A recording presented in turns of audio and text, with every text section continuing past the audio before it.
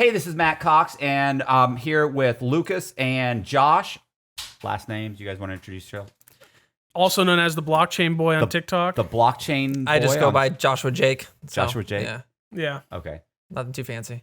and we're going to do a video about just basically what they're doing, what they're up to, and we just actually, it's funny because we just talked about Ryan Piñera when I was there. Like, he did his intro like 10 times in a row until it was perfect. My intros are trash. Like, I'm completely bad at them. I don't even try and fucking make them perfect.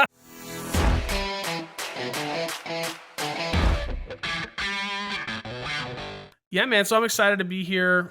We are two people from the crypto space, which has seen a lot of growth in kind of the last year. Being a true crime individual, I'm sure you've heard a lot of stories.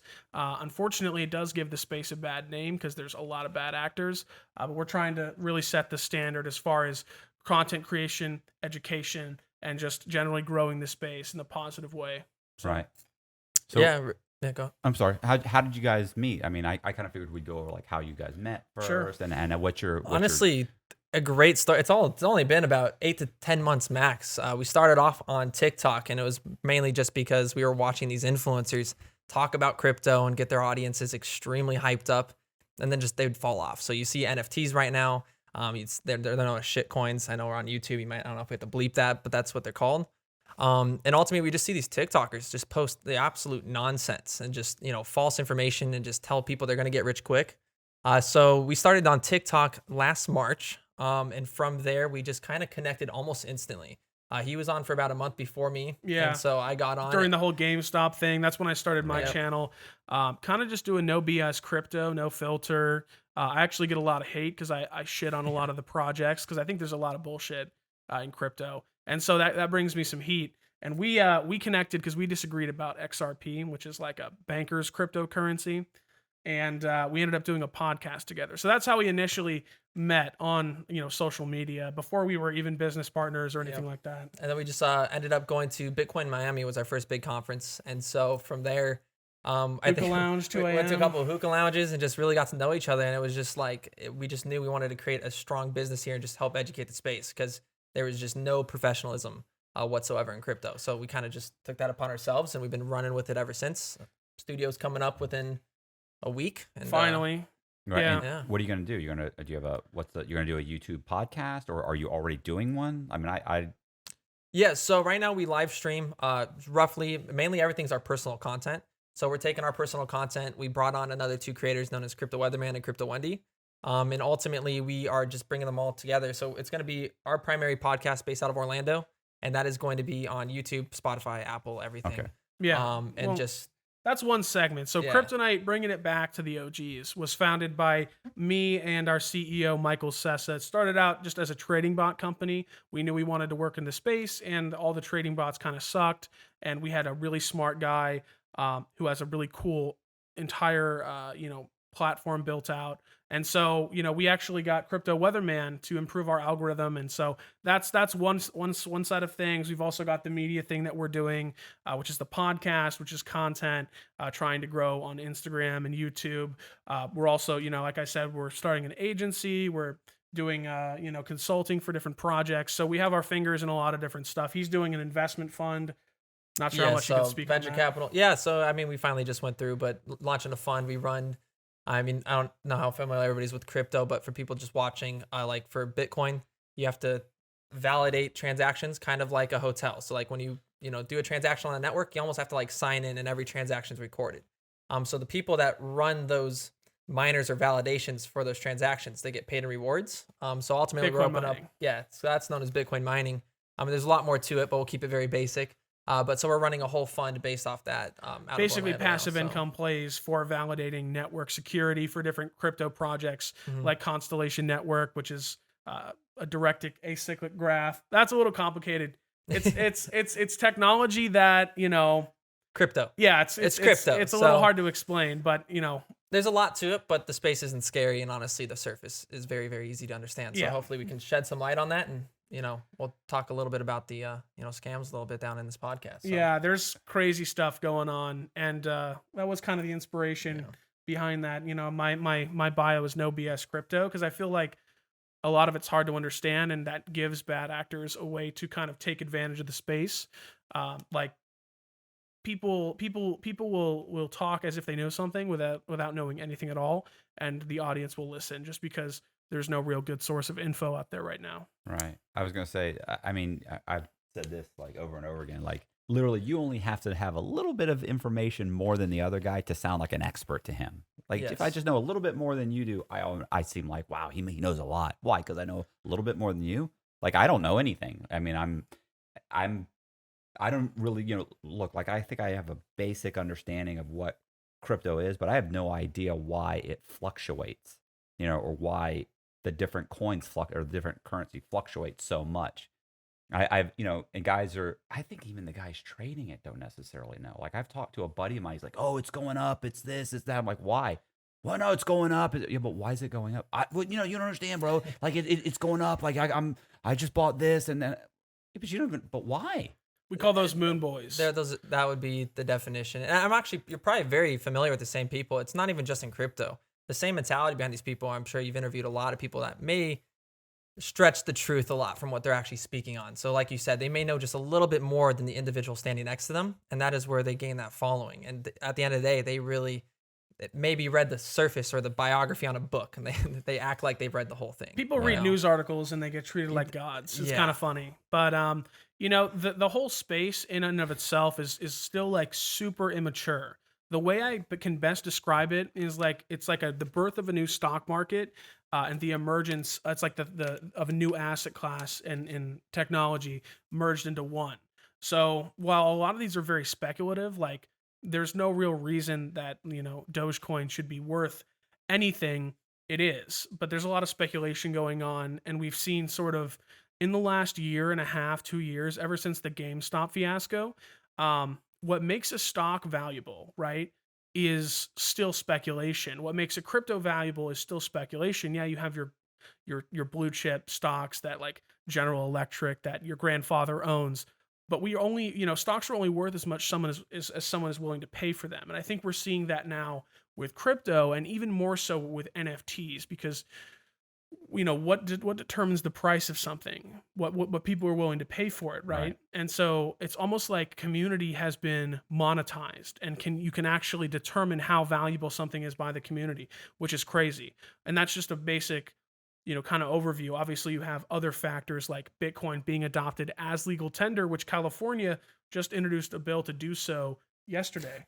I just moved from California. I don't think that's going to pass, but No. they did bring that into a proposal. So that's interesting. But yeah, I mean, NFTs, it's like your art is absolutely amazing, right? A lot of Thanks. these people, I mean, this takes a lot of time, and this is your own passion. A lot of these people, you can go on, are you familiar with Fiverr at all? Yeah. So a lot of these people can go on Fiverr and hire someone for a couple $100, and then they just, act like that's their art. They push it, they sponsor it, and they just sell it off, and it just gets left off. Right. So, there's a lot more there's a lot in the space for like true artists that can come in and have like real utility to NFTs and crypto, and, create something that has value. But right now it is all down to speculation, and you're just trying to find all these retailers that may not know, they're just brand new investors. They just jump in on projects just cause, like Dogecoin. Yeah, we deserve a massive bear market for the amount of people I see buying rock images for a couple million. Hey, We deserve to crash 90%. Have you heard of Pet Rocks? No. So I mean, I know what Pet Rock is from the Ether Rocks? from the 80s. So they took that and they actually made an NFT of it. So they made it digital. So they were selling these images of pet rocks for millions of dollars, and one of them was just a blank paper, and it was called the Invisible Rock. Millions of dollars that thing sold for. I mean, it's just ridiculous. It's but look, here's okay. So in prison, you buy a mackerel for 99 cents, a dollar. So you buy like mackerel for $1, okay? But to me, and so you trade them. There's no money in prison. Yeah. Like they don't have, in the last 30 years ago, they got rid of money. So what happens is I've got 2 mackerel and I want to buy something from you, and I say, hey, and you go, yo, it's 2 mackerel. So I go in my locker and I give you 2 mackerel, and then you give it to somebody else and you buy something else, and this and whatever, you end up making a mackerel profit, however it works. The point is that eventually those mackerels get the crap beat out of them. They're 2 years old. You can't. The reason to me it's worth $1 in my bin is I can eat the mackerel. If things go bad, I've got 20 mackerel in my in my locker. But or even soup or stamps would be going for 42 cents, but they're valued at 50 cents because these are not smart people. So they're not going to be able to, so they just round up. There's always rounding up to the nearest. And so, a book of stamps, even when it was $8 or $9.20, I mean, now it's over that. Obviously, they were all worth $10. They just round up, or sometimes they would round down. Just like I said, you're not dealing with the cream of the crop. So counting their pennies out, like, hey man, that's 3 cents short. There it's so. But to me, I can use the stamps. Like that's what the concept of, and I'm gonna get a ton of people hating on me for this. Like the concept of like buying Bitcoin, like, and you're gonna say, well, you can buy it, but what's making it fluctuate? Like, I don't get what makes it fluctuate. Did you just answer that? So, Bitcoin's going to be a little general, bit. Yeah, you give me a general. He can tell you that this man is known as the 12 hours of research man. So I go in depth on that. So, like, I cover how Bitcoin's initially a product that is, because you mine it. So it's almost like it's think of it like a macro. So, like, there's someone that had to actually produce that macro, which takes electricity, which takes a warehouse, which takes staff. It costs money to make Bitcoins before it gets into your hands. Yeah. So macro. In the prison, all it is going to be supply and demand, right? Okay. There's a limited supply, and you guys are using that for trading. But behind the scenes, to actually create that product, that is where the real money is made, and that's where these institutions and now we're seeing it kind of just take place. That's where Bitcoin mining comes into play. Yeah, and he's been trying to figure out the average cost of production for one Bitcoin because there's a lot of factors that go into it. Do you ever figure that out? What was that number? Oh, it's just a huge range. I mean, it comes down to how much, like, if you're using renewable energy, if you're using coal, if you're using people use dams in Canada, like hydroelectricity. Yeah. So I mean, that's where the value of Bitcoin comes from, is such a large scale, and that's kind of where we're moving as a society. Like, honestly, that no one knows. You see JP Morgan come out and they're like, oh, it's valued, it's worth 15,000, it's worth 43,000. But then you have Wells Fargo come out, they're like, well, our assumption is it's 28,000. So it's honestly just this range, and that's why it's so volatile, because it's a new market. Yeah, it's a combination of like speculation, the cost of production, supply and demand, external events, and leverage trading. Because people use cryptocurrency, really, it's like one massive casino. Because it's so unregulated. So you'll have people in there shorting the market, looking at leveraged long positions. You can really try and see what the sentiment is by the amount of people betting if Bitcoin's going to go up or down.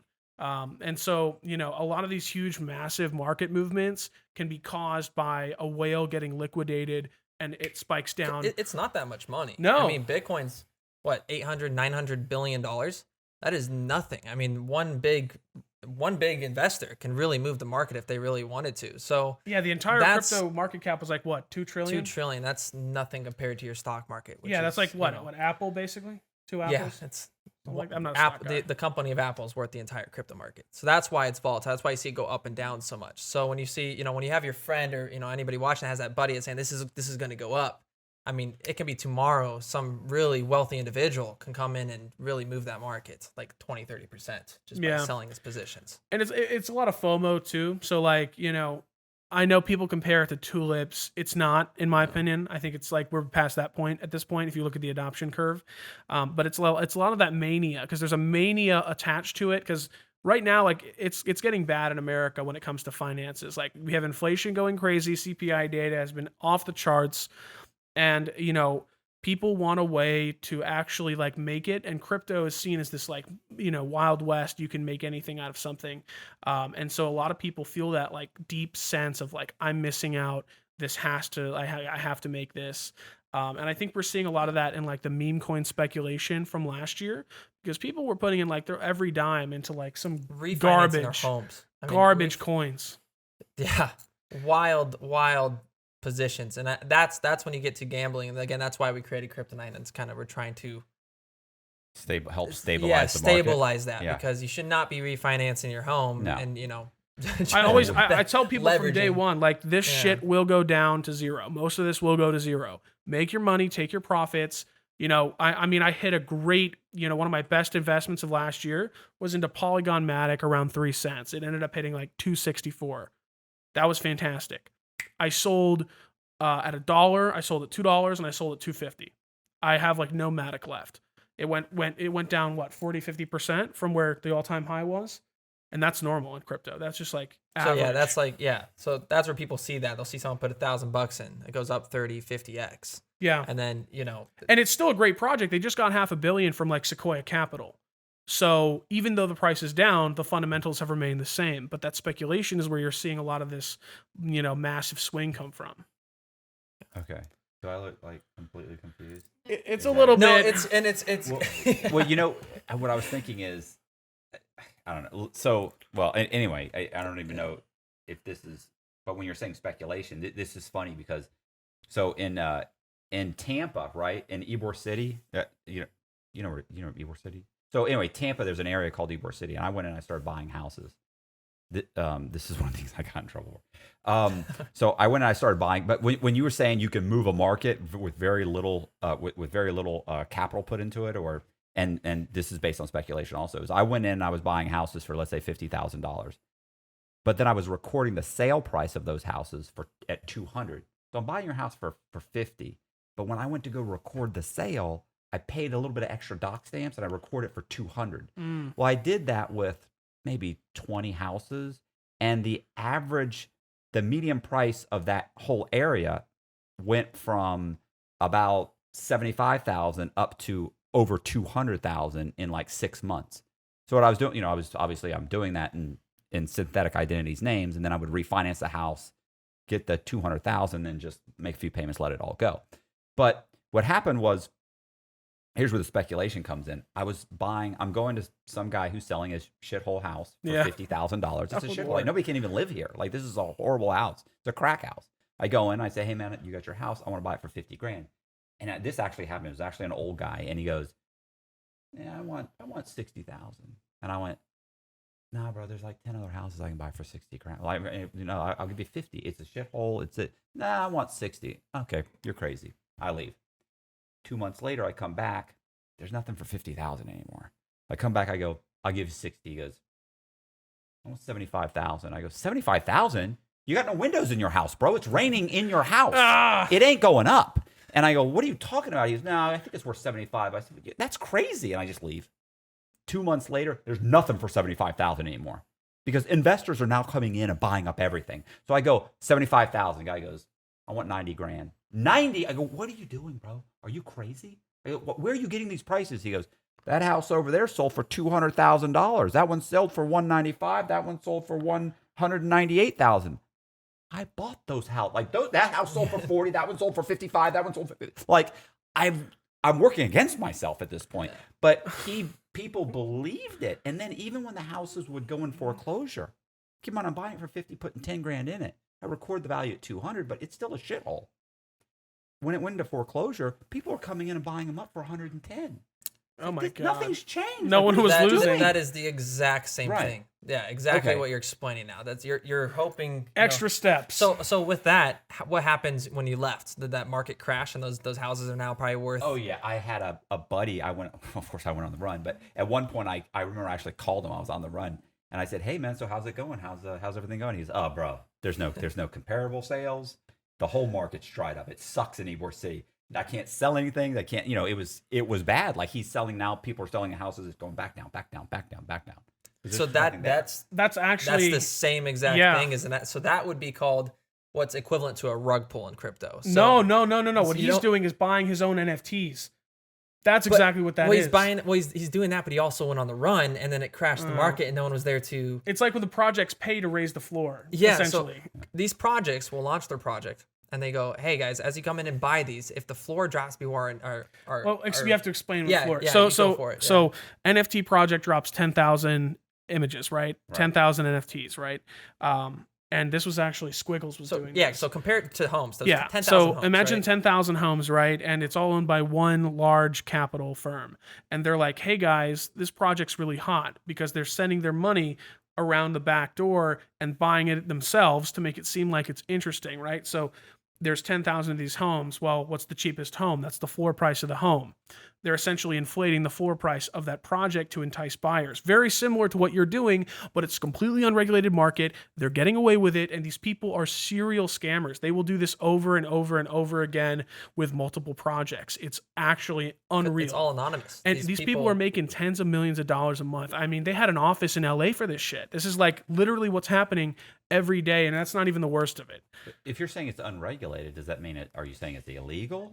Technically, it's technically legal. It's a gray area. It's just a great, and there's so many court cases coming for that. So it's, I mean, we do not advise to do that. No, at all, because that's just going to get worse and worse. And I mean, now we're seeing, it's going to come. Their day will come. There's a day of reckoning coming. Biden's about to sign this crypto order. They're cracking down on influencers. They're cracking down on projects. SEC's got Binance and Tether in the scope. But yeah, I mean, we watch influencers do this every single day. Like, you've said you've had people reach out to you to maybe launch a crypto project. I guarantee you that crypto project is just like what, it's the same thing. And so we have. But see, like, to me, it sounds legit. I'm like, it sounds exactly. legit. Like, I don't know. Like, it's the lack of education. That's why we're so passionate about what we do, because there's a lack of like good info. If you search crypto YouTube, the first 5 people, except for Coin Bureau, are probably going to be absolutely, they have ulterior motives. Everyone's trying to sell you something, and it's okay to have sponsored content, but crypto is plagued by like. The problem with that is, like, you go watch the 5 YouTube videos and it's all based off the same person they all watched on the top. They're just copy and pasting what the first person they watched did. Yeah. Because they see the money. So then these and I mean, the money's there. I mean, we got, sponsorships that will come in, and it's like, you just got to do that properly. On YouTube, there's no regulation. There's no one holding these people accountable, and they just keep flipping. So and even if you do have good intentions, like, you have to vet projects really well. Hi, my name's Matt Cox, and for $1 a month, you can sponsor a felon. So, unfortunately, I'm not going with the $1 tier. We're going with Patreon. And Patreon, I have 3 tiers, and some of those tiers give you full-length or access to the full-length videos. Other tiers give you a painting, a different unique painting every single month. You'll get a different painting. Thank you, and join my Patreon. Okay, so this is what I was going to mention, is that, and we've talked about this earlier, is that, like, basically the Department of Justice 2 days ago said that they came up with their own crypto team to look into all of these different scams, right? So that's we already kind of touched on the scams. I thought we were going to talk about, like, how you guys met and everything, but we'll just keep like you said, let's roll it, man. There's no it just happens. I mean, I like just having a good time. We go back to that if you like, and then whatever works. Yeah. So I mean, what, like, can you think of any one particular scam that like the setup of the scam, like what happened? Like, some guy, I watched a video the other day with this guy, with my the guy that runs the YouTube channel for me. His name's Colby, and we watched a video about this guy who came up with, it was called like the $1 billion coin. YouTuber, right? Yeah, a YouTuber, and he's pushing it. It's funny because he did so many different videos on it. Was pushing it so hard. $1 million coin or whatever. $1 million coin. Yeah. And then at one of the videos, he's talking about this new coin that just came out. Like, he has nothing to do with it. And then another video, he talks about how I just came up with this coin, and I'm not telling you to, I'm not telling you to buy it, or you're going to make money, but, and then he starts talking about how it's going to make money. It's like, you don't seem to understand. Like, I know guys that were in prison that were running, like, pump and dump schemes, or guys that were doing stuff like giving false earnings claims, where they're saying, like, if you do this, this will happen. Like, they're giving numbers. If you buy this much, this is what's going to happen over the next 3 months, and convincing guys that, well, you can't do that. You don't know that, and they would tell them that, and then they end up in prison. So it's like the stock market in the 80s. That's the best way I could put it. Yeah, and I mean, pump and dump's the exact word. That's all this is. I mean, with influencers, we see it time and time again. And I think the thing that grosses me out the most is charity. They will launch a token, and they'll be like, we're going to give away 5% of every transaction to a charity. Right. So, great, 5%. Who cares? Where's that 95%? Yeah, and there's what's 5% of $2 million? Like, first of all, that's by the way, I'm just like, on the federal guidelines, like, that's an actual that'll actually get you they call them enhancements. Like, my crime, for $6 million, I should have got 5 or 6 years. That's about what but then they have enhancements. Did you use a specialty device in your crime? Like, did you use, let's say, a computer, special kind of computer program? Yes, that's an enhancement. 2 more points. So they add up the points. Did you change jurisdiction to try and evade detection? Yes, 2 more points. Did you use sophisticated means, which means what? Did you just stick a gun in someone's face, or was it a complicated scam? Mine was. I got sophisticated means.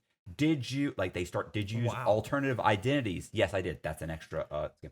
One of them, by the way, is did you use also victims? If you have more than 5 victims, 10, 20, I have over 50, then you get so many. I got like 6 extra points. The other one of them is, did you use a charitable institution in furtherance of your crime? Wow. I got that. Dude, these influencers. I actually got that because, and here's all I did was at one point during my scam, it doesn't sound bad. It's not. I was surveying homeless people to get their identities. Oh my God! Don't judge me. I mean, we're past that. We see this. We see this every day with influencers, and I mean, I'm glad he brought. Sorry, we don't know anything across the law. All we do is, what can we do not to get to that point? You know, and all these influencers are doing everything you're describing. Right. Everything you just said, I've seen one person do that all in one go. Oh yeah. One go. Like there are known actors in this space that have done this over and over again. With like 1 to 2 million followers too. Yeah. And they do it over. And I don't know how their audience doesn't learn. That's what we try to adjust. He built his entire channel around calling people out. Yeah, I did. Exactly how to do it. I mean, I'm not gonna even give names just so these people don't get, extra views on their stuff. There's this guy going around right now that's doing a road from like 1 million to 100 million, promoting dumbest tokens in the world. That are just meat. He owns 30%. Let's say that you had a company, right? 100% of the shares. He owns 30%. If he sold his coins, he would take the price. It's worse. There's not even enough liquidity. There's not enough money in the market for him to sell. That's how much he has more than that. So if he were to, he's making all these videos, pumping up all his audience, growing, meeting celebrities, and it's like. And this is like a small fry. That's a small fry. There are some people who I've seen, and I've like even interacted with who've been like, doing an NFT project, or like you see a lot of rappers and celebrities do like NFT drops, like big hip hop artists. Have like you heard Little of Uzi. Oh yeah, do Lil Uzi. That's Little Uzi Vert. He's a rapper from Philly, and he did a huge project. He had a huge Discord, huge community. I think he made a couple million, and then all of his Twitter was gone. He deleted the posts.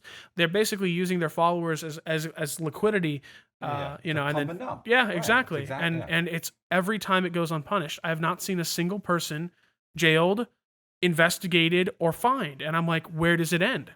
There needs to be not a single person. There needs to be some accountability here. I don't know. I was gonna say it's funny. Because typically what happens is I've talked to guys who are like, they're like, it's funny because like if you steal this much money from, you can steal a little bit of money from a lot of people and not really get hit. But if you steal a lot of money from a few people, well, then they come in strong and they'll look into it. But I mean, I wonder if it's because it's speculation that they feel like these people aren't losing that much money. But some people are, like you said, refinancing their house. They're dumping $60,000, $80,000, $100,000, $200,000 into some coin. Then it takes a dump, and the next thing you know, they're trying to get 20 grand back. One of the most recent ones, I think, was Ice Poseidon, who was an IRL. He was an IRL streamer. So this guy had 700,000 subs on YouTube. I watched him as a kid. Same thing. Launches a token. He promises all this stuff. He's like, I'm gonna do this and this. They call it a roadmap. Okay, that is the glorious white paper of what they're going to provide for that token. Launches the roadmap. Of course, 2 weeks into it, the kid's probably the laziest kid you'll ever meet in your life, and he just stops working on the project. Right? He literally said this. He got him on camera saying, "Hey, I'm bored of it." So there's this thing called liquidity, right? So you can provide liquidity essentially so people can buy and sell this token at a steady price, basically. Yeah. So it'd be like in prison, it'd be like the macros. Like you have that. There's only so much. We're trying to relate this as much. Mackerels. Mackerels. So like mackerels. Fish. They're fit. They're actual it's fish. Mackerels. Fish. Yeah. So it's a fish. fish. Oh wow. Okay, you could eat the mackerel. So okay. Or it could be tuna. So whatever. It would be like someone just brought that and they like provided that. So that's how much is in. So it's a big bowl of mackerels. So there's a big bowl of mackerels. Yeah. That's the only worth $500,000. You know. Okay. So they can always get that. Yeah. So there's always he's something. the only to person pull that from has that. access. Exactly. To that, right? Oh, okay. So continue. So at least you get something. Yeah. So but it's for the community to be able to buy and sell this token, and so it's not a dead project. But when you remove that liquidity, you remove the mackerels. It's called pulling the rug out from under someone, and so the term is known as a rug pull, where you leave the project for dead, delete everything, and take the liquidity. And so he takes this liquidity, and everyone is basically screwed. You can't sell it like for anything. It's basically gone. $500,000 worth, and so this guy named CoffeeZilla, we were in an article together. He's got a really good YouTube channel. Shout out CoffeeZilla. He exposes these people. So he gets him on a phone call, and he's like, you probably remember it better than I do.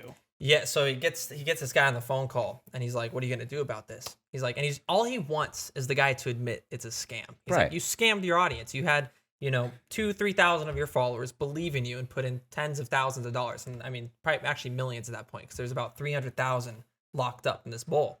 So the guy just would refuse to say it, and at the end of it, he gets him the quote. He's like, "So are you gonna give them back the money?" Because he has the money too. He could just give it back and then just be like, "Okay, we're gonna close the project." Nothing wrong with that, right? He goes, I'm gonna look out for myself. So he took 95% of that cash, which is roughly $300,000, and then he's like, he left like 30,000. He's like, well, whoever wants to go sell and get that 30,000, they can have that.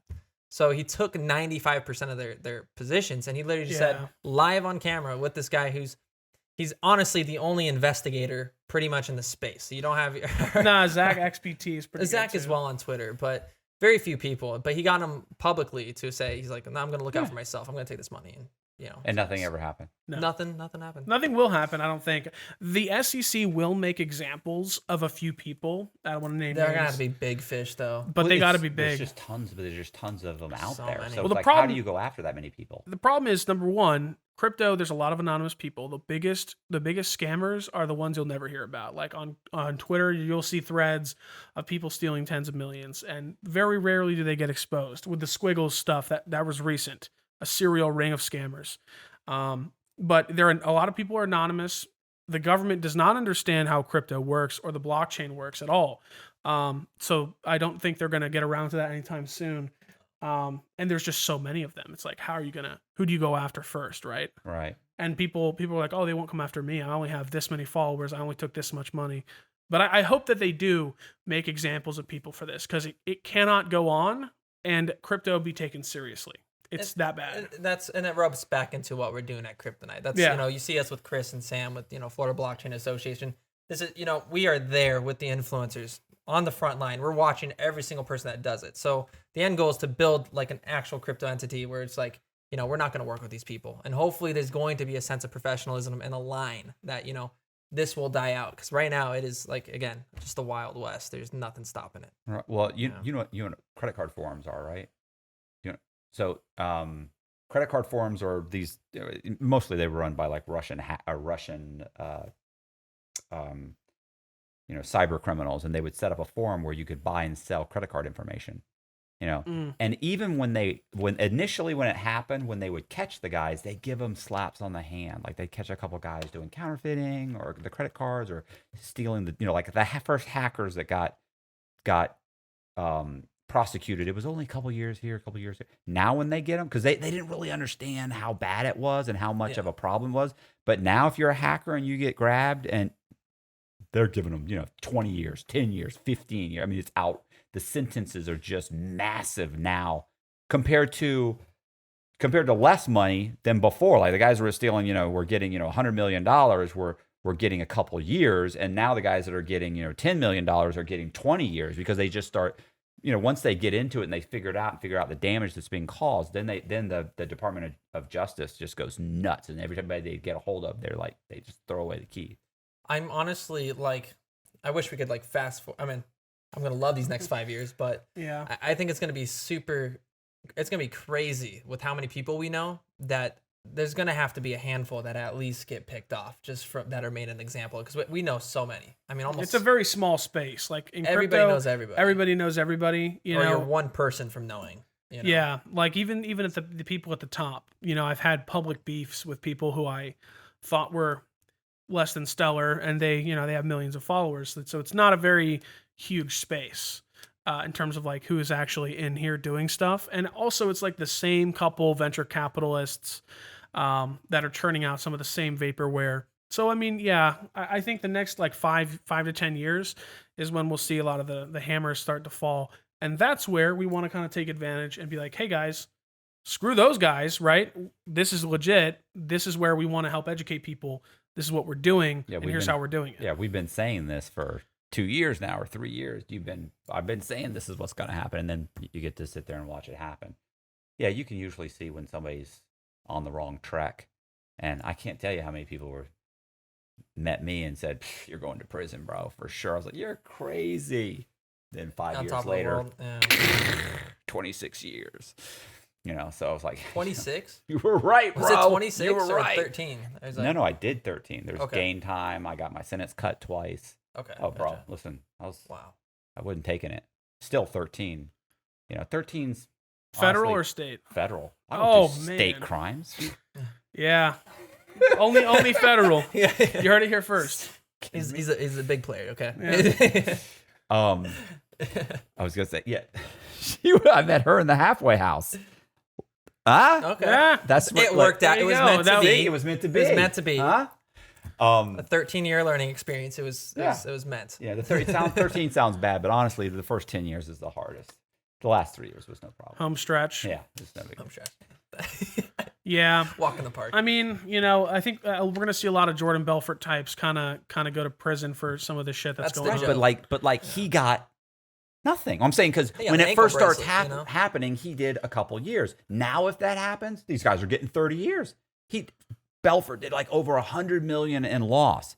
Now, if you do 100 million in loss, you're getting 20 to 30 years. So that's what I'm saying is like when it first starts happening, like they don't really know what to do. But then when they realize, oh, wait a minute, what's going on? That was a ton of money. He did know. He should have known. Yeah. Look, if nothing else, even if you're not licensed, that's another enhancement, by the way, if you're licensed. If you're licensed and you did something wrong, you get an enhancement. Why? Because you knew better. But the truth is, if you're asking people in any way for money, in any way, you have a fiduciary responsibility to those people. And a lot of people say, oh, it's unregulated. It's that doesn't mean that you don't have some responsibility. You just ask someone for some money. Like you have, and even if you didn't say it, even if you're clever about saying it. And I know guys that were clever, like you can't believe clever, that could convince you you're going to make a ton of money, and they didn't say a fucking thing wrong. I'll give you an example right now. Vending machines. So if you buy a vending machine, this was this guy's pitch. His name was Andrew Levinson. He was amazing. Andrew Levinson stole, was it $30 or $40 million selling Red Bull vending machines? So really nice guy. Anyway, degenerate gambler, but still, whatever, good guy. So what he would do is his pitch was, so you would say, hey, I want to buy one of the vending machines, and you'd say, okay, great. Well, obviously, where you can put one here, you can put one there, no big deal. Okay, fine. And you go, no, I know, I can put one in my kid's school, right? You can't.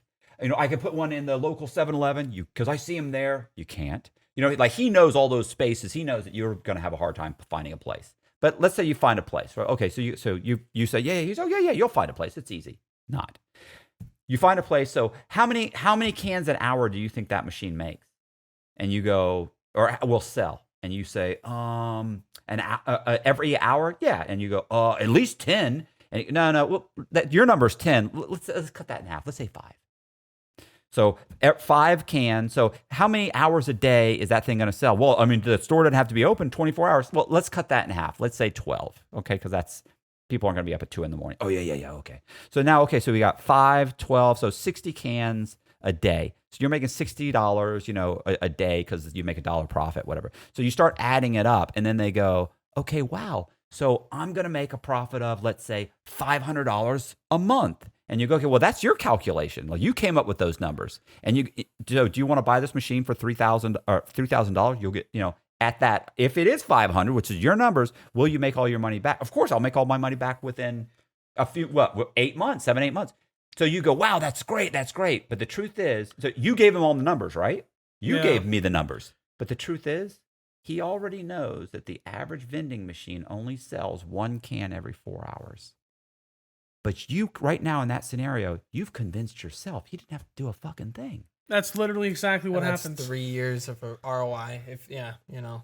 That's if they find spots. I know a couple people that do vending machines and like that, but they actually If they find a spot. they have spots and they tell me they're like it's so competitive. Yeah, like, Mahmood fills up the soda machines. We have a friend named Mahmood. He has he works at this hotel on the weekends and fills up the soda machines. Yeah, he knows that more better than anybody else. You know? Even if even if it's every 2 hours. I mean, the point, listen, and that's a good spot. You got a good spot, maybe it's every 2 hours. If you got a great spot, maybe it's 3 an hour. The point is most people don't have good spots. Yeah. But listen, Andrew Levinson, when Andrew Levinson talked to you, I'm telling you, I wanted to invest in vending machines. He was amazing. He was amazing. But I sold myself. He just asked me some questions. But he's so good. Like some of these guys are so good at it. It's like when someone will make a connection that isn't there. They'll say, "Hey, this cryptocurrency is tied to this." The federal so XRP is the most controversial cryptocurrency because it has the most conspiracy theory, and they're selling people a dream. They go, "Hey, look, the Rothschild family owns 8% of XRP." Like Rockefeller, they tried to tie that stuff. Yeah. But in reality, it's like, oh, technically the Rothschilds, they own 8% of a company that has like a small percentage of like the founding company that owns XRP.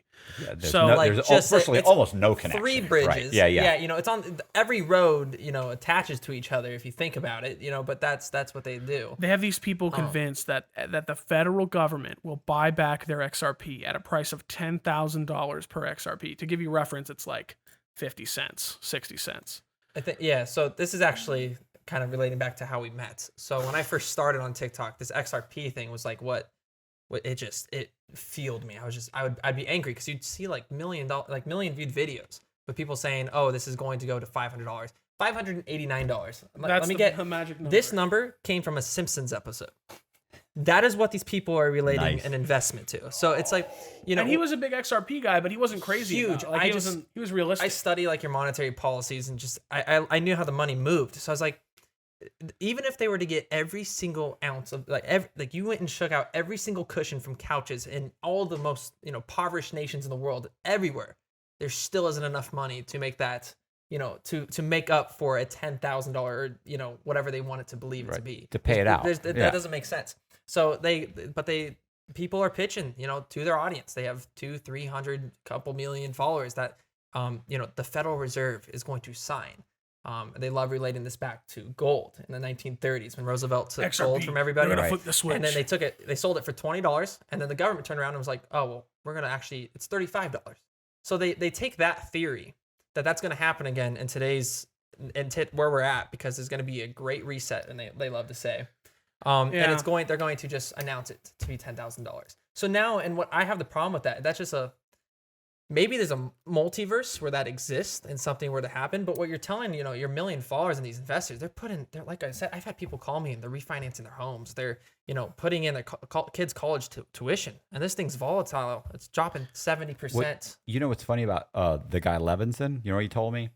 He said one of the ways he sold people, if you were even started to question, like, I don't know, I'm not sure which area, because he sold areas also. Like, I'll only sell to you in this area. I'm not sure that this area. Oh no, well that area you can't buy that one. That one's already sold. What? Yeah, that's sold. Like, no, but that's the area I wanted. Yeah, it's sold. Okay, we've only got out of the 6 areas. There's only these 2 left, so it's these 2, and we're talking to somebody right now about this one. But you haven't sent the money yet. Yeah, we sent him the contract, but we haven't got it back yet. So wait a minute. He told me he goes, people are more afraid to lose out on an opportunity than they are at losing their money. They would rather lose their money than lose out on an opportunity. If they still have their money but they're lost it, they feel bad. They feel worse keeping their money and having lost out on the opportunity. Like, I was like, are you fucking? He said, it's just psychology. You just have to take it away from them. And that's exactly what they call it, the flip of the switch.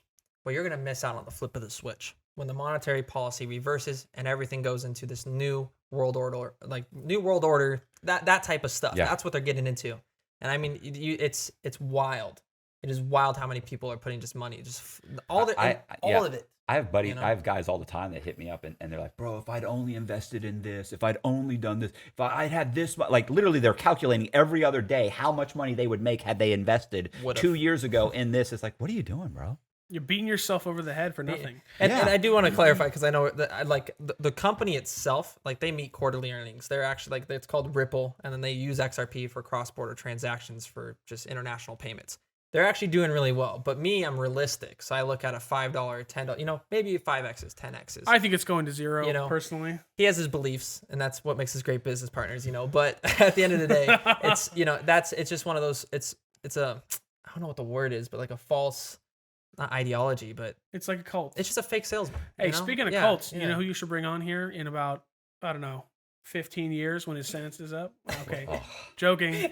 No, there's a guy named Richard Hart. If you want to talk like, I'm not psychology. Psychology. Let's talk psychology. Not brainwashing. I mean, brainwashing is psychology. So his psychology is insane. He is one of the most well-spoken individuals I've ever seen, and he basically, what he's done, right, is he's created this thing called Hex. And essentially what he's doing with Hex is it's a certificate of deposit, right? So you buy some Hex, you stake it, you lock it up for a period of time, and then it unlocks, after a certain amount, right? And so the way, in my opinion, this is not, this is just my opinion. It's not anything like, I'm not saying this definitively, but in my opinion, how I think it works is that when the Hex unlocks, right, the people who are now getting into Hex buy that up, so there's liquidity for the people before to exit that.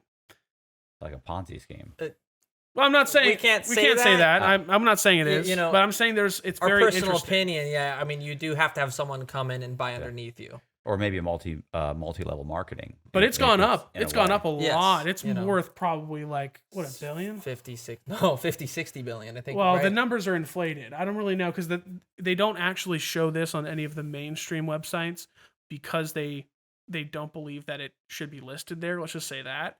But there's a whole community who is just dedicated to Hex, and they think it's like the next best thing. There's actually, it's a very interesting space. Yeah, Richard Hart, he's going to be your guy. You just watch a video, you'll understand. I like how it's very well spoken. He's much more conservative. Yeah. It's an interesting space. It's yeah, he's very, very well spoken though. The guy's, you'll understand as soon as you just watch him speak. No one can, you can't debate him. No, you can't debate him. You can't win. No, but it reminds me. I was just our thing is like every time we have an argument, it's hard to win with me in an argument. I'm like, that's because on my drive to get to the argument, I've had it in my head. I've had the argument about 40 times. So every single thing you're about to say, I have a rebuttal already for. So you might as well just accept the fact I'm going to win. Can we now go to dinner? I'm going to win the argument. Yeah, Richard Hart, he's got this, he emanates his wealth, right? So he's actually quite rich off of certain things. And, he has a bunch of chains, his Rolex collection in the background. Louis Vuitton vest. Pretty sure he has his previous company around, he wears that old symbol around his neck. It's just like a FU. He's good homework. That's he's good homework. For you look into later. But, no. But they always attack me because I call it, what it is, in my opinion. And it's interesting. And even after the Concrete podcast, they were all over when I met, because I had a brief segment about that with Danny. And they were all over on Twitter about that. But they got a huge community. They call themselves Hexicans. Yeah, he'll have Hexicans and the XRP army in here. Oh, yeah. You got the two most toxic spaces about to come down. And hey, good engagement. You know what I'm saying? Controversy sells. That's I like to stir the pot, I understand. It's fun. Yeah. What are we doing? You want to wrap it up? What do you want to do? Is there anything else you want to talk about? Can you think of, or? Well, we don't want to get too technical because it's like I'm already confused. Yeah. We can go technical confused. for. Yeah, we can sit here and talk about the ethics of. How about? Is there anything you would like to anybody just want to? You think would. Just you have any general questions? You're brand new to the space. Look, unfortunately, my general question, if I were to ask the question, my whole thought process is how do these guys? What's the question? Ask the question. I just Ask. I hear about this entire interview. This got me so excited. Yeah, he was already just before we even got here. I was watching them a few days ago. Isn't XRP, you can't trade it now? Isn't there some kind of Oh, yeah. So they're in the middle of a lawsuit. With the SEC. So this is XRP. Yeah. Can't be traded. So this would actually be great. So Ripple was the company kind of behind the development of XRP, the token, right? So they're being sued right now by the SEC for selling it as an unregistered security. That is the whole lawsuit. So the investors, and this was from 2012. So now the investors that are in XRP, there's this huge backlash in the community as the SEC waited 8 years, 10 years to file this lawsuit. Yeah. So, on the SEC side, it is kind of burnt, like for the amount of time it took to actually come here. Now there's all these investors, but Well, realistically, I have to agree with Josh. I don't think that it should be classified as a security.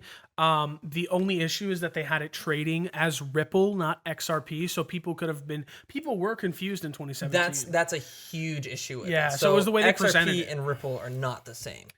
Even though the holders of XRP, they created it to use it in the product that Ripple has. Yeah, They're there's a company financial in the institution. network. They use it to transact for cross-border payments. It's instant. You don't have to use Swift. Swift takes 7 days sometimes to send a US dollar to a euro. You have to. There's a lot of money involved in that. So, they created this. So now the influencers and all these XRP holders. It's funny because they always go, it's separate than Ripple, but then they rely on everything that Ripple does in the success of XRP. And that is where that controversy comes in. So Yeah. the SEC is now in there trying to figure out, there's a lot of gray area. And this has taken now over a year, and it's probably going to go all the way through 2022. But there numerous lawyers, your judges have just now switched to a more prominent judge. Well, keep in mind, Ripple has been selling XRP on the open market for years. They've basically been using They don't have to supply. they've been using their investors as exit liquidity the entire time to fund their company, basically. And this is something we see several projects that I have criticisms of do. Not every project has to have money. They always have to raise money, to get started.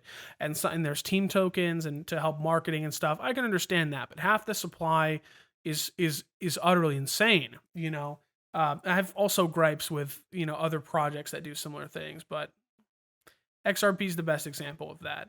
So I don't know. I think for the space in general, it'd be nice if they won, but I don't necessarily. Even if they win, I don't think it's going to be crazy. I think that, Yeah, so for what they're trying to do, I mean, they're sitting. Are you familiar with the International Standardized Organization? That's going to be I'm going to keep this very simple. This is just for your global banks. There's an organization that creates the financial messaging systems for them to communicate. Okay. That is all it is. Okay. So they sit on the board of that. There's like 30 banks that all are on that, and they all help develop these codes. So that way we can advance and you have to track all that messaging. Yeah. So, for them, their company, they're killing it. Their quarterly earnings, like if you're trading stocks, their company is all that.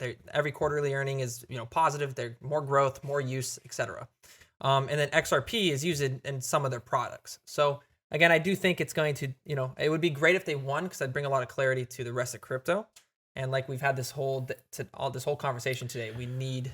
I mean, there's a lot riding on Ripple Yeah. right now. Even if Yeah. I don't like them, I still hope they win because it sets the precedent, right? We're at a very key, crucial moment in the space where we're either going to see innovation continue to flourish, we're going to see some really nice technology kind of develop over the next couple of years, or they'll crush the space with a hammer and it'll move to Europe like it's already doing. Yeah. So Okay. it's just probably the most important lawsuit I'd say right now in crypto. Yeah, I still root for them, even though it's like fuck Ripple. And it's going to give us those yes and nos. Yes, you can't take money from a bunch of investors, then fund your company and dump it on your investors. Yeah. That would be the same.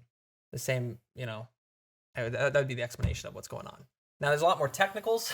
We would love to get into That's that. a very but high level. That's a very high level conversation, but it's going to be that's going to be the number one lawsuit that's just in crypto right now, kind of leading the way to set precedent on what's going to be right and wrong. Right. Because, oh my goodness, I would love to see some of these influencers just get wrecked. Yeah, that'd be like- nice. Like they just need, like They need off a the- big what you slice of listed humble off for pie. jail time. I mean, we've seriously seen, and some of these people are friends to be doing it. Now they're taking a couple $1 million. Like, oh, we're just gonna let that project die out. Right. We made the money. The community got what they wanted. I know a guy who, I mean, I'm not one guy, I've known multiple guys, but I know a guy who would go out and pitch investors he would have a company. So he'd put together a prospectus on the company and it looks pretty solid, but the truth is he knows that it's probably gonna go under. But he pitches it like you can't believe it. And he would raise like $5 million. He'd keep $1 million. They'd put $4 million into the company, and then it'd go under. He knew it was gonna. He was like, listen, I would always tell everybody, look, 9 out of 10 of these things go under, but if I had to bet on one, this is the one that I would say would succeed. Oh my God! If I've not heard the very sentence that you just said every time. Yeah, because we get pitched. Even I say that. You know, with these projects, I still make money and trade them, but I'm like, I'm not holding your shit. It's gonna fucking die off in 6 months. When we ask our number one question is, what's your use case? And exactly. Like, well, you know, we want to be at this point in 2 years, and we're gonna be better than them because we have this and this. We have my favorite line is, we have Silicon Valley investors. We have people from Silicon Valley on the team. Dude, some of these guys, we literally caught them red-handed. They work at like they'll be like, I worked for Apple in Silicon Valley. Yeah, he was an associate. He worked at the store. He was the associate, you know, handing you your phone, selling your phone. You know? Nice. And these are the pitches they go at you. These Silicon Valley VCs are a leech on the space. They'll come in, like these venture capitalists will come in, they'll fund a project, they'll connect them, they'll get the hype going. The price of the token will absolutely be slaughtered. If there's 10 VCs in a crypto project, any more than like 5 or 6, I get really suspicious because they will instantly sell those tokens. They'll get their tokens at a reduced price in the pre-sale, right? Nothing fine with having a pre-sale if you have a decent vesting schedule and strong tokenomics. But they don't. And so what they'll do is they'll hype it up. The price will go up 20, 30x. And they will literally sell every cent that they're able to sell and just rake it in. They do it right in front of you. They'll because it's pay to play on Twitter. It is. You can just pay for promotion. So they'll just come in and build an entire web page that's, you know, like terrible. Yeah. And then they'll build an audience for it and say this is gonna be the next biggest project. And then they just dump, and then that project, like you said, it just fizzles out. Listen, it's a great scam. I mean, I understand from the point of view of the actual, you know, consumer. Yeah, it sucks, or the, you know, the investor that's investing in. You know, it sucks, but I mean, it's a good scam. Like you said, especially since maybe not so much now because they probably are going to slowly start cracking people in the head. But still, for every one person you catch, you know, there's 50 or 60. I mean, and there'll be 50 or 60 that come up afterwards still. Yeah. They just, you know, the amount of people we've been pitched to, and it's not even just like the venture capitals. It's even like you said, like that would sell you on a dream. You know, it's like, if I had to bet out of 9 to 10 projects, this is the one. Because seriously, 10 projects doing the same exact thing will come to us. Yeah. Same exact project. Like we're gonna take. So how are you gonna get there? You know. And I don't think we've seen one actually besides Dream's Quest. Sadly, that was. Yeah. Oh, they're amazing. But I partnered with a company in the space called DAOmaker to do a launch pad to help these early stage projects, like basically incubating them, and we turn away so much crap.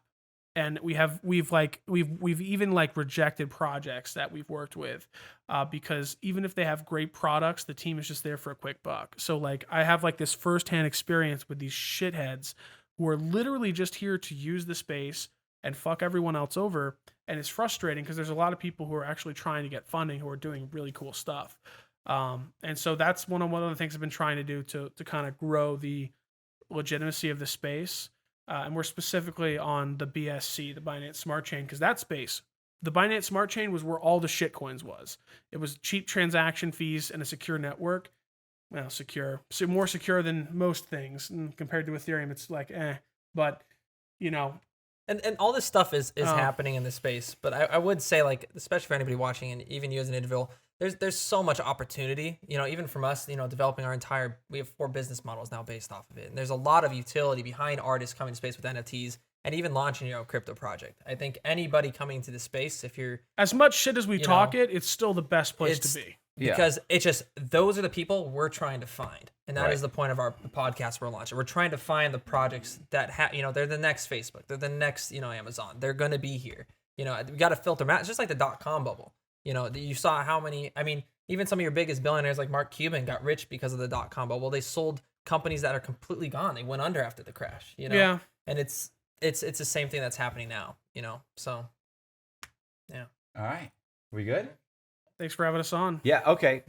Wait, hold on. All right, so if you like the video, do me a favor, hit the subscribe button, hit the like button, hit the bell, notifications, leave a comment in the comment section, and I appreciate it. I'll see you.